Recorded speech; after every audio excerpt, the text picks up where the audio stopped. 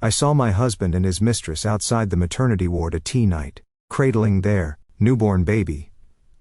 He felt no shame and sneered, "You're nothing but a barren witch."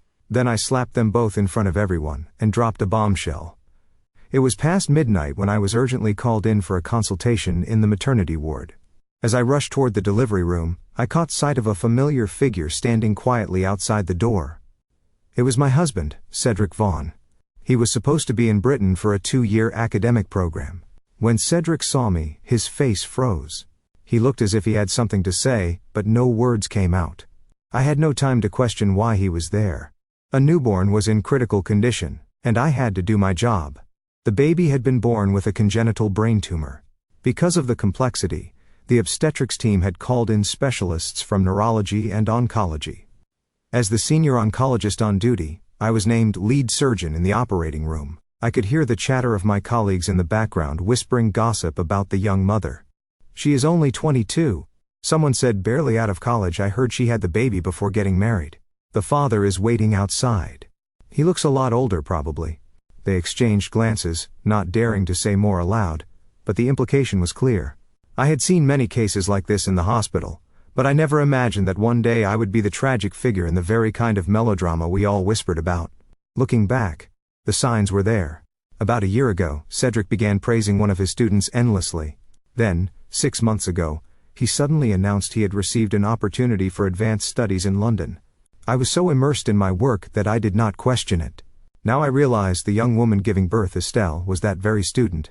It seemed they had been involved ever since her graduation, and had it not been for this emergency he might have kept lying to me forever. I pushed aside my emotions. No matter who this child belonged to, my duty as a doctor was to preserve life. That was all that mattered. Over the next 36 hours I performed 4 separate operations. Twice, I nearly fainted from exhaustion at the edge of the surgical table. But in the end, we saved the child's life. Sadly, due to the size of the tumor and the pressure it exerted on the nerves, the baby would likely suffer from cerebral palsy. When I finally stepped out of the operating room, I saw Cedric waiting in the hallway. He had one arm around the young mother, and a look of deep concern in his eyes. "Helena," he asked, "how is the baby?" At that moment, something inside me went cold. I had not slept in 2 days, my legs were trembling, my arms ached, and I had just battled death on that operating table for his child, but all Cedric cared about was them. He had not said a word to me, not a question, not an explanation. I answered flatly. "The child is out of immediate danger, however. There may be long-term complications. You should prepare yourselves for the possibility of cerebral palsy." Suddenly, Estelle screamed, her voice shrill with hysteria. "You evil woman, you have no medical ethics. You saw I had a child with Cedric, so you used the surgery to hurt my baby." She lunged toward me, fists raised, but Cedric grabbed her just in time. Cedric turned to me, his face twisted with something I did not recognize. "Helena, I cannot believe you. I always thought you were principled and kind. But you brought your personal feelings into the operating room. If you have something against me, take it out on me. Not an innocent newborn. How could you do this?" He held Estelle tightly as she sobbed against his chest. He looked at me with eyes full of sorrow, as though I were the villain in all this. The people around us were frozen in shock. No one could believe what they were witnessing. Smack. I slapped Cedric hard across the face. Then, before he could react, I grabbed Estelle by the hair and struck her as well. She tried to lunge at me again, but my colleagues quickly stepped in to restrain her. "You too have the nerve to call me unethical," I said, pointing a trembling finger at Cedric. "I, Helena, give my all in every surgery. I do not owe you anything. And you, while I was saving lives, you were sneaking around with a student. You even had a child with her. You told me you were in England. Was this your idea of professional development?" Cedric avoided my gaze, unable to meet my eyes. Estelle, still clinging to his arm, cried out, "Professor, our little Lucas will never walk." Cedric suddenly looked up. "The baby is innocent. If you want to hate someone, hate me. But you are one of the best tumor surgeons in the country. How could a small tumor lead to such a consequence? Is it because you cannot have children? Is that why you had to ruin mine too, Helena? You did it on purpose." I stared at the man before me, barely recognizing him. Once he had been a kind, optimistic young scholar with a warm smile. Now he looked like a stranger filled with venom. "This is the price of your betrayal," I said coldly. Instead of lashing out at me, you should be thinking about how to care for that child, Estelle screamed, her voice hoarse. I will make you pay for what you did to Lucas. Cedric pulled her close and whispered, let us go see our son. I will take care of the rest. The incident quickly made its way to the hospital director. He granted me a 2-month leave to rest and recover. Those quiet days gave me time to reflect on who Cedric truly was. He had come from a modest background, and had worked his way up through scholarships. When we met during graduate school, I supported him through everything. After he entered his PhD program, he earned barely anything. I worked at the hospital to support us both. At one point I became pregnant, but he was in the middle of an important research project, and I did not want to burden him. I chose to terminate the pregnancy. The procedure left my body weak, and I never managed to conceive again.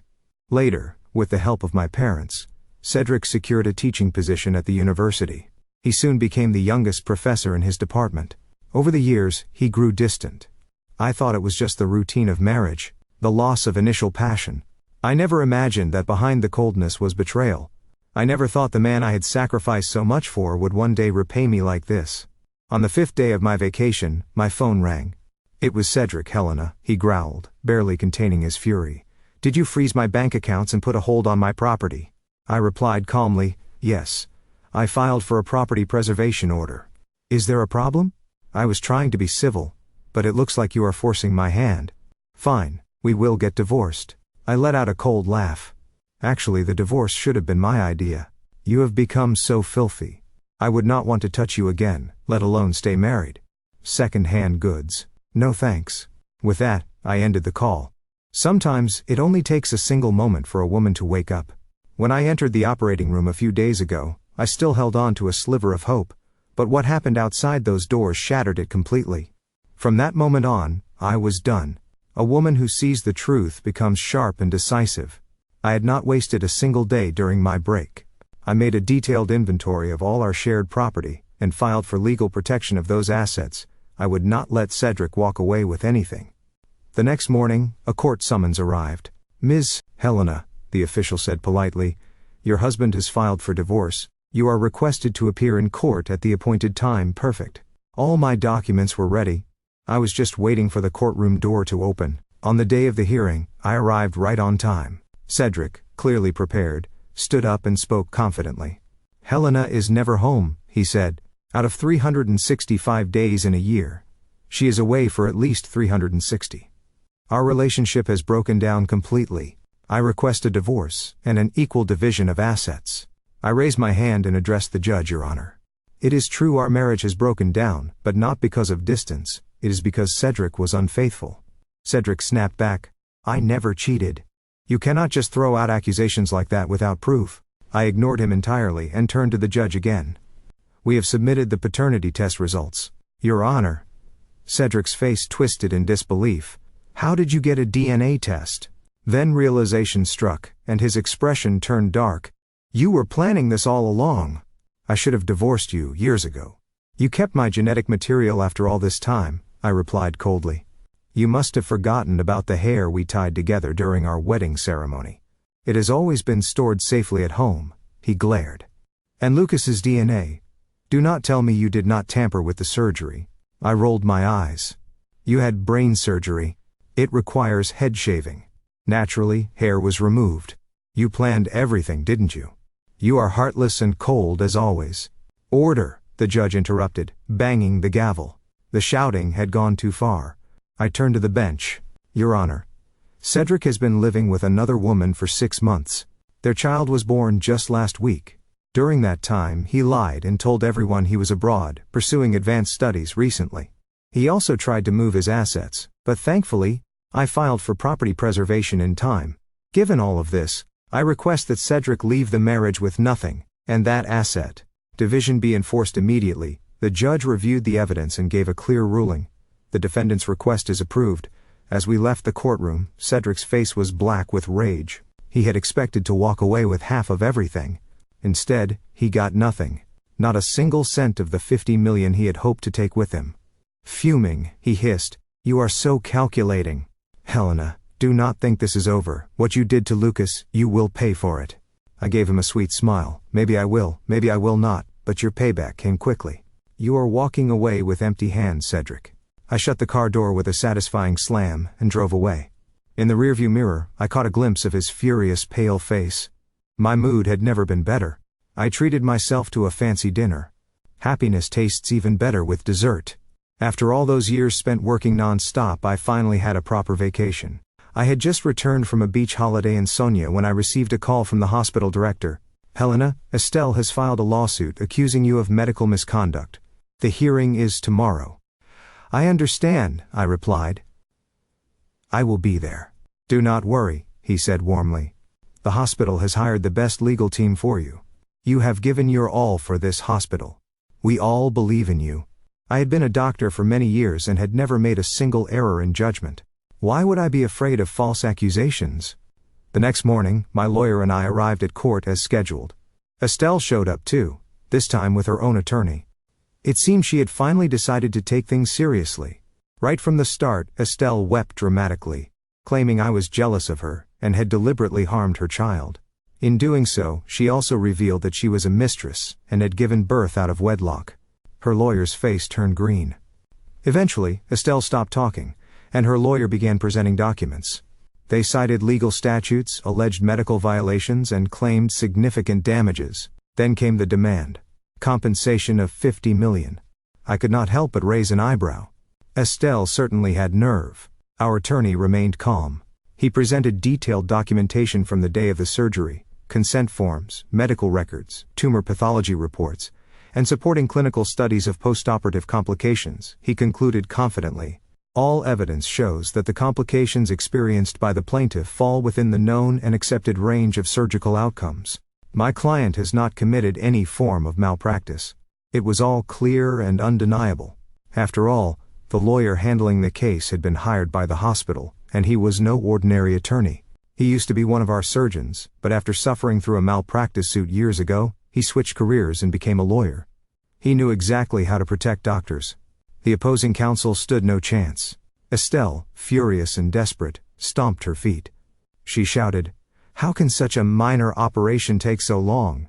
There must be something shady going on." The hospital's lawyer calmly presented the documents.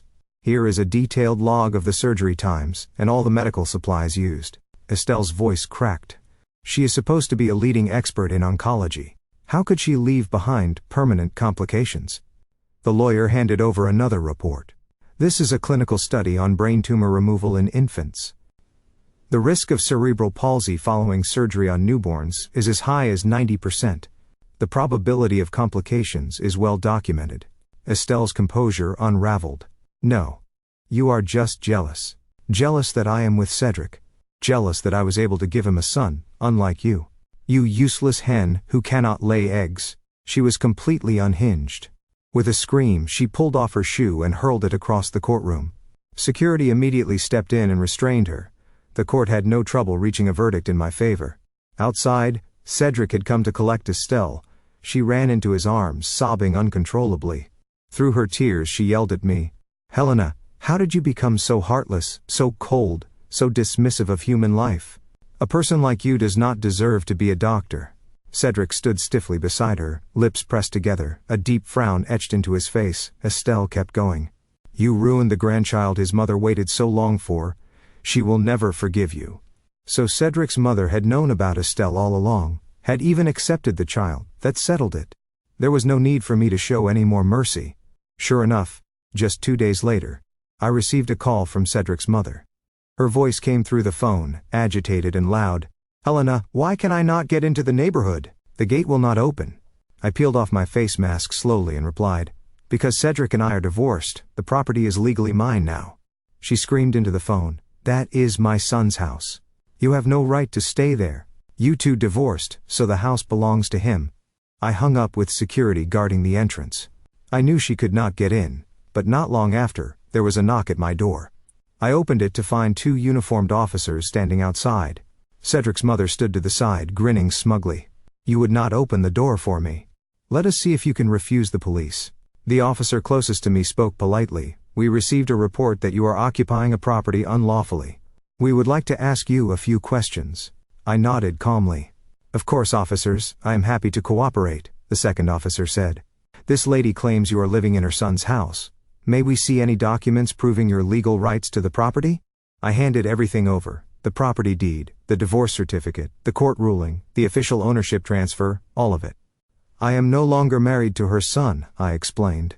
Gesturing towards Cedric's mother, he left with nothing because of his infidelity and the child born from it. All the documents are here. Please take your time reviewing them. Cedric's mother shouted. She is lying. My son did not cheat. She was the one never home. Always off doing God knows what. She must have had a lover. She lunged forward, trying to snatch the papers. The officer stepped between us, frowning. Do not interfere with our investigation. If you continue, we will consider this obstruction of justice. That shut her up, at least for a moment. The officers reviewed the documents carefully, then nodded. Everything appears to be in order. Cedric's mother started up again, her voice shrill. She is a terrible woman. She even harmed my grandson. She tampered with the surgery, and now the poor child has cerebral palsy. I nearly laughed aloud. Clearly, Cedric had not told her a single truth without a word. I handed over the court's ruling from the medical dispute. The case was settled just 2 days ago. The officers read it, their expressions stiff and uncomfortable. There are no issues with the paperwork, one said finally. Cedric's mother, furious, raised her voice again. You police are letting this wicked woman live in my son's house after everything she has done. After she ruined my grandson's life, she reached forward, clearly intending to lash out. The officers immediately stepped in. You filed a false report, and now you are attempting to assault officers. This is your final warning. One more move like that, and we will take you into custody. My son is a professor at a university, she screamed. You cannot touch me. But the officers did not flinch. They restrained her, calm and professional. Still she raged. I see it now, you are all working together. Helena, you vile snake. You tricked my son out of his money. You ruined my grandson. You cannot have children of your own. And now you will not let my son have a child with someone else. I looked her straight in the eye and said coldly, Do you really not know why I cannot have children? Her face drained of color, she stood frozen. Speechless. After my miscarriage, I had been resting at home. Cedric's mother came to visit, bringing an old village remedy she insisted I drink. I drank it for 3 days. On the 3rd day, I collapsed in a pool of blood and was rushed to the hospital. I never conceived again. I stepped closer and added calmly. And one more thing. Your current residence, it is under my name. I am giving you 3 days to move out if you are still there after that. I will hire movers and have everything you own thrown into the street. You are lying through your teeth. That apartment was bought by my son as a retirement gift for me, Cedric's mother screamed, her voice sharp with rage. You ruined my grandson, and now you want to come after me. Let me tell you, my son is rich. You will regret this. Just you wait. The officer had no patience for her tantrum. Without another word, he took her by the arm and led her out of the room. 3 days later, I returned to the apartment Cedric had let his mother live in. I brought a locksmith and a moving crew. Without hesitation, I gave the order, and the locksmith got to work. The lock was popped open in seconds, and the movers started hauling things out piece by piece. There were a lot of items. Cedric's mother had clearly made herself comfortable. I sat nearby, watching quietly as the movers carried her belongings out for nearly 2 hours. Then I heard her voice coming from the stairwell, echoing angrily as she spoke on the phone. It is already over. He divorced her. My son never really liked her anyway. She is just some pathetic doctor, and a barren one at that. The movers exchanged glances, uncomfortable with what they had just heard. Keep going, I said calmly. Triple pay. The crew's pace picked up instantly. Moments later, Cedric's mother arrived at the door, still on the phone, when she saw her front door wide open and people inside moving her furniture. She let out a piercing shriek. Who are you people? How dare you break into my home in broad daylight? Thieves! Thieves! She shouted, grabbing one of the workers by the shirt. I am calling the police. You are coming with me. That was when she noticed me sitting quietly in the living room. So it is you, she screamed, her eyes widening in fury. I was going to come settle scores with you, but here you are, showing up on your own, still holding the phone. She yelled into it. Second sister. There is a thief in my house. Cedric's ex-wife is trying to steal my things and throw me out onto the street. Come quick. A chorus of voices responded on the other end. Hang in there. We are on our way. Meanwhile, the movers kept working, carrying boxes and furniture out the door. Cedric's mother tried to stop them, but it was like trying to hold back a flood. She turned to me and shouted, "Just wait until my son gets here. He will make you pay for this." Then she cried into her phone again, "Cedric, hurry! Helena is trying to take your mother's home. She is throwing me out. You must help me." I ignored her completely, continuing to play a matching puzzle game on my phone as if she were not even there. Cedric arrived quickly. The moment he walked in, his mother rushed to him, sobbing and wailing. The apartment was a mess, boxes everywhere, furniture halfway out the door. Cedric raised his voice. "Stop, everyone stop," but no one listened. The workers were more interested in finishing quickly and earning their triple pay. Frustrated, Cedric stormed up to me and knocked the phone out of my hand. "Have you had enough?" he barked. I stood up calmly and said, "That is my question to you. Have you had enough, son? Kick her out." His mother screamed, "That wicked woman already ruined your son, and now she wants to ruin me too." Just then, Cedric's relatives showed up, 7 or 8 of them, all bursting into the apartment at once. "We are here, second sister. We cannot let her buffer to your mother like this. Cedric, your mother raised you with so much love. Do not break her heart for a stranger." They quickly surrounded the movers, shouting and shoving. A scuffle broke out. Voices rising, arms flailing. In the chaos, Cedric's mother lunged at me, hands raised to strike. I dodged into the bathroom and locked the door behind me. Immediately dialing the police, they arrived in under 3 minutes. The moment they entered, they began separating the crowd and detaining those involved in the fight. "What happened here?" one officer asked. Cedric's mother rushed forward, tears streaming down her cheeks as she spun her tale. "My daughter-in-law, well, ex-daughter-in-law, she never stayed home, always running around with other men. Now she is trying to steal the retirement home my son bought for me. She brought these people to throw me out. I am just an old woman." The officer turned to the others. "Where is the person who called this in?" I stepped out of the bathroom, straightening my clothes. "Did you hire this moving company?" the officer asked. "Yes, I did," I replied calmly. "Do you own this apartment?" "I do. All the paperwork is in order." I opened my bag and handed over the deed with a polite smile. "You are lying," Cedric's mother shrieked, grabbing her son. "Tell them, Cedric. You bought this place for me. It cannot be hers. You bought it before you two even got married." Cedric hesitated, then mumbled, "It was purchased before we married, but my parents bought it for me, not for her." His mother's eyes widened in disbelief. "That is not true. It was after you earned your PhD and started making good money. You bought it for me." I scoffed. "Really? And where do you think the money for that PhD came from?" "The tuition, his living expenses, all of it came from me." "Tell them, Cedric. Can you deny it?" Cedric's face flushed crimson. He looked down, unable to respond. I smiled faintly. "Out of respect for your so-called filial piety, I let your mother live in my property. And now I see you were spinning fairy tales behind my back, pretending it was all yours." Cedric's relatives, who had once looked so proud, now began whispering among themselves, so he did not buy it himself. All this time, we thought Cedric had made something of himself. Turns out he is just living off her. Their words buzzed in the room like gnats, impossible to ignore. "It is probably the woman who wanted the divorce. Maybe Cedric. Well, you know," someone muttered under their breath. The one leading the group was Cedric's third aunt. She turned to another woman in the room and shouted, "Second sister, so this house isn't even yours, then why did you bring us here?" Quickly changing her tone, she turned to the officer and said with a nervous smile, "Officer, it wasn't us. She is the one who asked us to come and help her teach someone a lesson. We are law-abiding citizens. Please, let us go." The officer flipped through their IDs and calmly replied, "You all need to come down to the station to give a statement. Someone was injured. Are you not going to take responsibility?" A few of the movers had visible bruises and scratches on their arms and faces. Hearing this, Cedric's third aunt lost her temper and barked, "Second sister, you really don't know your own son. I always wondered how a broke student like Cedric could afford such a house, and when I questioned it, you accused me of being jealous." She pointed a shaking finger and continued, "Turns out he has been living off a woman, and not just that, he made a whole career out of it.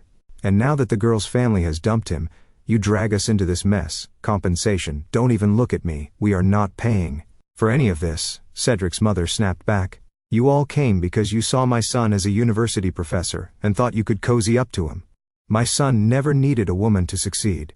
Everything he has is because of his own hard work." She raised her voice, her face red with anger. "Besides, he was the one who left that ungrateful woman. He already found a new daughter-in-law, and even has a big healthy grandson. As both sides shouted back and forth, the police finally escorted everyone to the station. The moving crew, tempted by my offer to triple their usual pay, were quite happy to go along and give their statements. Once we arrived, we ran into the same officer who had come to my house earlier that week. He raised an eyebrow. "You too again?" I quickly clarified. "Officer, I had no choice. She refused to leave my house, and this was the only way to get her out." I turned to Cedric and said, "Cedric, say something. Did you not say this house was bought for your mother's retirement?" Cedric hesitated, clearly embarrassed, then spoke quietly. "Mom, come stay with me. This house, it was awarded to Helena in the divorce." I gave a cold laugh. "Cedric, even if you have no shame, there should be a limit. This was my property before we even married." I pulled out our marriage certificate, divorce decree, and the final court ruling. The officer examined each document carefully, and nodded. "This is clearly her premarital property, but your methods were a bit extreme." I apologized quickly. "Sorry, officer. I did ask her to move out multiple times, and she refused. I had no choice." Seeing that I knew when to back down and admit fault, the officer softened. "Just make sure it doesn't happen again." That was when Cedric's mother exploded. "Why should I move out? You must have tampered with the house deed." Cedric stepped in, clearly upset by his mother's distress. "Helena, I gave up everything in the divorce. Can you not show my mother a little kindness?" I looked at him and said plainly, "I tried. I was willing to let it go, but she came to my home, called the police, and accused me of attempted harm." Cedric's mother flinched, and for a moment, her face was filled with guilt. Clearly, Cedric had no idea what his mother had done. He tried again. "She is an old woman, uneducated. Could you not cut her some slack?" I said, "We are divorced. To me, she is a stranger, and why should I go easy on a stranger?" Cedric's voice grew colder. "You are selfish, heartless, and ungrateful. Since you insist on making this ugly, don't think I will make things easy for you either." I pointed toward the movers, bruised and battered. "Before you go on, how about you talk to these men your family assaulted and sort out their compensation?" That changed the mood instantly. Cedric's third aunt piped up, "Cedric, your mother was the one who invited us, and our family doesn't have money. You are a professor. You can cover it, right?" Cedric's mother, unwilling to see her son spend a penny, snapped, "You were the ones who got physical. Why should my son pay?" The shouting resumed. The police had to separate them into different rooms to finally restore peace. Cedric, unwilling to lose face in front of relatives, ended up paying all the compensation. I gave the movers a meaningful glance, signaling them to push for more, and they did. Pleased with the outcome, they clapped me on the back as they left. "Miss, call us anytime. We'll be there." I smiled, feeling nothing but satisfaction watching Cedric's mother fume in frustration, but I had underestimated Cedric. I never imagined he would stoop so low. A video was posted online of me outside the operating room, raising my hand against Cedric and Estelle. The footage had no sound, only the image of me striking them. And just like that, the firestorm began. When I opened my social media that morning, I was overwhelmed by an avalanche of public outrage. Doctors these days think they can get away with assaulting patients. She just gave birth, was so weak. How could a doctor hit her? Someone this heartless should never be allowed to practice medicine. Revoke her license. Fire Helena from City General Hospital. Fire Helena immediately. The comment threads were endless, vicious, and loud. It was clear that Cedric had manipulated public opinion to pressure the hospital into firing me. His plan was to ruin me completely. The hospital director called me soon after. His voice was calm, but firm. "Helena, for now, stay home and rest. Do not come near the hospital. You know how tense doctor-patient relations already are. It will not take much for people to act irrationally under media influence." Even the head of property security at my apartment building phoned. "We have a crowd gathering outside the gates. I suggest you do not go out today." That was when I realized Cedric had gone even further. He had leaked my personal address online. He really did want something to happen to me. After all, when a mob gets going, no one person can be held accountable. Just then, my parents called. My father's voice came through first. "Helena, what is going on in that video? Did Cedric really do something so disgraceful?" They had always been my solid foundation, my quiet strength, but they were older now, and I did not want to worry them. "Dad, Mom, Cedric and I are divorced. He did betray me, but I am handling it. Please do not nonsense. My father interrupted, his voice rising. How could you not tell us when something like this happens? Do you think we Spencers are the kind of people who just stand by and get bullied? I was not really bullied, I said softly, fighting back the tears. I made sure Cedric left with nothing. This mess online is just a small trick he is playing. I will clean it up soon. I had not cried through any of this, not through the divorce, the betrayal, the chaos. But hearing my father's voice filled with righteous fury and care made my heart ache. Helena, he said firmly, do not worry. Your father will make sure justice is done. Dad, please do not get too angry. Watch your health. People like Cedric are not worth my anger, he replied with a scoff. Now that my parents were involved, I knew I had to end this fast. I could not let them worry longer than they already had. And then, finally, things began to change. A new video surfaced online, this time with audio. My voice rang out clearly. You two are shameless. How dare you blame me? I, Helena, have always done my best in every surgery. I have never failed a single patient. And you, while I was saving lives, you were sneaking around and having a child. You said you were in the UK. Was this your idea of academic training? The tide began to turn. I posted our divorce certificate, the final court judgment, and even the hospital's internal review confirming there was no malpractice. I reached out to a few media outlets, and soon, the story was everywhere. Public opinion flipped almost overnight. The condemnation shifted from me to Cedric. So this is what a university professor looks like these days. Cedric should not be teaching anyone, just another cheating professor, no morals at all, and the mistress is one of his students. How shameless. Then came the real hammer blow. A student from Cedric's university leaked a video of Estelle's thesis defense. In the clip, an elderly professor flipped through her file and tossed it aside, muttering, "No need to look at this. No matter how she performs, Professor Vaughn will cover for her." The internet exploded. Hashtags began trending, revoke Estelle's degree and investigate academic misconduct. Among the most vocal were students. Nothing enrages them more than academic fraud. Then past patients of mine began sharing their stories. We are from the countryside, could not even get a regular appointment. Dr. Spence squeezed us in and only charged the base consultation fee. We are forever grateful.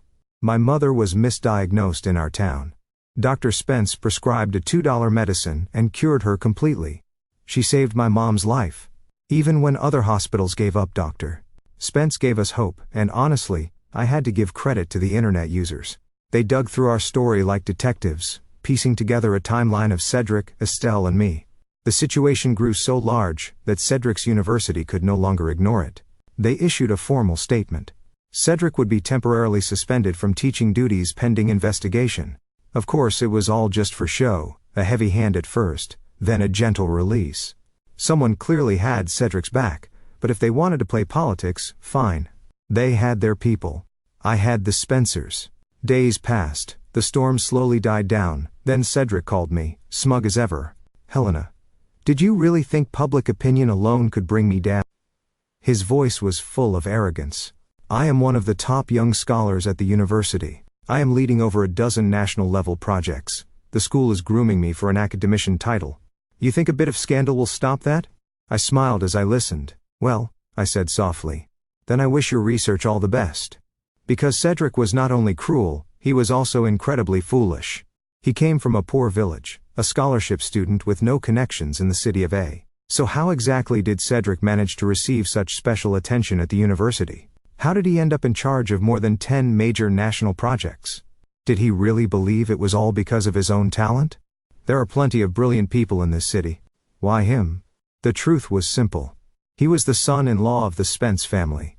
My father, once a legendary surgeon, had long since retired. For years now, only the elite, those in the highest circles of influence, could even hope to persuade him to lift a scalpel. Back in his prime, people had to book him months in advance, and even send private jets to bring him in for surgery. Though he no longer practiced, his name still held power. The president of a university had been given a nudge by those above, and as a result, Cedric received special treatment. But Cedric, clueless and arrogant, thought it was all due to his own brilliance. Back then, I must have been blind to think he was modest and self-possessed. In truth, he was simply delusional.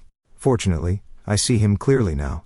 To celebrate my newfound clarity, I treated myself to a full spa day. Just as I was sinking into a relaxing massage, my phone rang. It was Cedric. Helena, he said through clenched teeth. What did you do? All my projects have been suspended, and my position was demoted to lab technician. I replied coolly. Whatever happened, it was not me. Who else could it be? I have always treated people well. I have no enemies. I dragged out my words on purpose. Well, maybe someone wanted to please my father and decided you were expendable. He scoffed. Your father, he is just a retired doctor. I laughed. You are so naive. You really think you became a professor at 35 and were given control of 10 national projects just because you were gifted? It was because you were the Spence family's son-in-law. I paused and added, then again, I suppose you never understood who my father really is. Your background limits what you can see. Even the president of a university stands respectfully and addresses my father as sir, and I had planned to let this all pass quietly. But you chose to stir things up in public.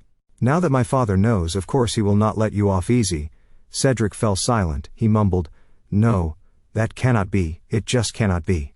I hung up. I had no interest in listening to his stunned rambling. Let him sit with the truth. Cedric lost his projects, his title, and left the marriage with nothing. Now he lived in the staff dormitory with Estelle, their newborn, and his mother. I did not aim to destroy him completely.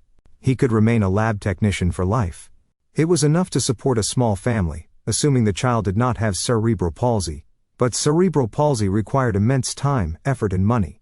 There was another storm waiting to arrive. 2 months later, as I walked through the hospital's underground parking lot after work, I found Cedric waiting near my car. His face was sunken and pale, his eyes tired. Helena, he said, his voice hoarse, can we talk?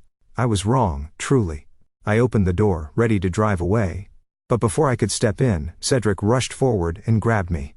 Without hesitation, I turned and slapped him hard, then kicked him in the stomach, sending him to the ground. He scrambled up and dropped to his knees. Please, he begged, slapping his own face repeatedly. I will stay right here on my knees if I have to. I was too embarrassed to let the scene continue in public, so I agreed to speak with him at a nearby tea house sitting across from me. Cedric looked pathetic and desperate. Helena, he said softly, I see things clearly now. I was wrong. I have always loved you. Truly, I only liked Estelle because she reminded me of you. When you were younger, she was just your shadow. In my heart, there has only ever been you. I sent her away. Please, let us get back together. I do not care that you cannot have children. We have Lucas now. He is your child too. He paused, then added something that nearly made me laugh out loud. Helena. Most of the men around me go out regularly with prostitutes. Some have affairs with their own students. When one leaves, they find another. Compared to them, I have always been faithful. That piqued my curiosity. I leaned in slightly, playing along. Oh, I asked, feigning surprise. But I thought the faculty at a university were all honorable and decent. You should not make baseless claims like that. Cedric grew animated. No, I am serious. That is how men are. The dean of College C regularly visits upscale clubs, the party secretary of College W. He has 3 students kept as mistresses, and Professor Lee of College Q. When he negotiates with companies, he brings students to drink with the clients. I listened, expression calm, but inside I was taking mental notes, every word, every name. Let him keep digging his own grave. Helena. I only made the kind of mistake all men make, Cedric said, his voice soft and pleading. Please forgive me. Let us get back together. I promise I will treat you well. I had finally heard the words I had been waiting for, but not for reconciliation. I picked up my bag ready to leave. I turned to him and said coldly, Cedric, there is no future for us. I feel sick just looking at you. Try this again, and I will call the police. Cedric stepped closer, frustration seeping into his tone. Helena, I am begging you here. What more do you want from me? There it was. He could not even pretend to be humble for more than 10 minutes. I walked past him without another word, heading for the parking garage, ready to drive home. But when I reached my car, I spotted his phone lying on the ground. He must have dropped it during the scuffle earlier when I had kicked him, out of instinct. I picked it up. The screen was still active. I entered his passcode and began to scroll through his messages. At first, I saw that he had joined a research discussion group, but when I opened the chat, it was full of explicit conversations and illicit services being arranged. When a man says that everyone around him is doing something shameful, what he really means is that he has done it too. Probably more than once. Then I came across Cedric's private chat with his mother-son. She wrote, "That little tramp Estelle ran off on her own, at least we did not have to kick her out ourselves. Be patient," she continued. "Once you get Helena under control, we will have everything. She is an only child. Once her parents are gone, it will all be yours. They are getting old. Just a couple more years. You can manage that. A woman always needs a man. What happened with Estelle is not a big deal. Just sweet talk her a little." My hands trembled with rage. It was bad enough they had plotted against me, but to drag my aging parents into their scheme, that was beyond forgiveness. I had tried to show mercy, to leave things with some dignity. But once Cedric targeted my family, he left me no choice but to respond with the full force of my anger. Ever since the video of me slapping Estelle outside the operating room had gone public, I had started carrying a hidden camera button, just in case it was meant for my protection. I never expected it would capture Cedric incriminating himself as well. That night, I sat at my desk and carefully organized everything I had found. Cedric's vile messages, his mother's schemes, and the full recording from the hidden camera. I packaged the files and sent them directly to the Ministry of Education and the National Supervisory Commission. It was time to clean house in the academic world. To avoid any further contact with Cedric, I submitted a formal request to the hospital, asking to be transferred for medical aid work in Xinjiang. Out there, under the vast and open skies, I found my heart slowly settling again. In the second month of my stay, I came across news of disciplinary action taken against professors at Cedric's university. It was not just a matter of personal misconduct, it had uncovered a wide network of academic corruption. Cedric had been just one thread in the web, but pulling on it had unraveled a tangled mess of dishonesty and a baby Chinese. Looking back, being betrayed by him felt insignificant. Beyond the snow-covered peaks of the Tian Shan Mountains, a single ray of sunlight pierced the clouds and bathed the earth in golden warmth. My life, my real life, was only just beginning. Thank you for watching. Take care, good luck. Asterisk. After listening to today's story, perhaps it has raised some new questions in your mind, or maybe it has brought back some old memories. Every day on Reddit, new experiences and moments create fresh stories, and they connect all of us. Everyone has their own unique journey in life, and we all try to understand the world in our own way. These kinds of moments remind us that we are all human, sometimes happy, sometimes sad, and always learning something new. If you enjoyed this story, feel free to share it with your friends. Your thoughts and feedback are always valuable to us, as they motivate us to create even better content. Every story has its own unique angle, and our goal is to understand everyone's perspective and make our content diverse and relatable. Stories like these help us realize that life's journey is different for everyone, and by hearing other stories, we learn something new. You can also share your own stories with us. Your experiences are valuable to us as well, and if you enjoyed this video, please leave your feedback. We aim to create content that brightens your mind and gives you new ideas every time. If you've already seen this video before, your feedback is still important. With every piece of feedback, we can improve our content and bring a new perspective to our viewers. Today, what we saw was just a small part of the many stories shared on Reddit and across the world. It's a reminder of how we all try to understand life by sharing our experiences with each other. This video was only an example of how we try to connect with others through storytelling, learning about different sides of life. We hope to continue sharing such stories that help us all learn and grow together. Thank you for your time, and don't forget to keep an eye out for more stories coming soon. If you haven't already, please like and follow for more amazing content. Your support keeps us going, and we will strive to bring you more thought-provoking and heartwarming stories. Until next time, take care and stay curious. Asterisk.